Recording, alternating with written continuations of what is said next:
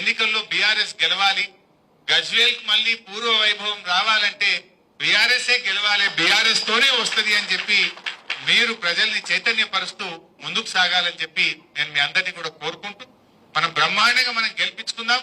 అందరికి మళ్ళా అన్ని మండలాలు గెలవంగానే కేసీఆర్ గారి దగ్గర మీ అందరికి మంచి దావత్ పెట్టిస్తా, సార్ దగ్గర కూర్చుందాం, ఒక రోజంతా సార్తో స్పెండ్ చేసే విధంగా మంచి కార్యక్రమం కూడా పెట్టుకుందాం.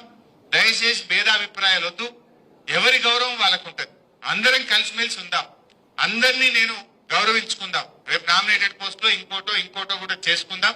నాకే అనడం కంటే కూడా నా పార్టీ గెలవాలి అనే ఆలోచనతో ఉండండి. నా పార్టీ గెలిస్తే నేను గెలిచినట్టు అనేటువంటి దాంతో మీరందరూ కూడా టీం వర్క్ చేయండి. అందరినీ కూడా కాపాడుకుంటాం. టౌన్ లీడర్లు జర టైం ఇయ్యండి మంచిగా, పొద్దున పోయి సాయంత్రం వచ్చాడో గంట సేపు పోవుడు కాదు. మీరు ఏదైనా మండలమో ఒక ఊరో తీసుకుంటే దాన్ని గెలిపించేదాకా మీ బాధ్యత. మీకు టైం టు టైం ఇటు ప్రతాప్ అన్న అటు డాక్టర్ సాబ్ మీతో కోఆర్డినేట్ చేస్తారు, సమన్వయం చేస్తారు. ఇంకేదైనా ఇబ్బంది ఉంటే నేను కూడా టైం ఇస్తా, నేను కూడా ఎలక్షన్ ప్రచారానికి వస్తా. తప్పకుండా మీ అందరినీ మన మండలాన్ని అన్ని మండలాలు గెలిపించుకునే విధంగా కలిసికట్టుగా కృషి చేద్దాం. జై తెలంగాణ.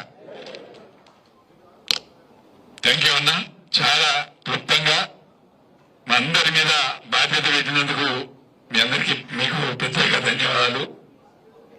ఇప్పుడు ఎవరిని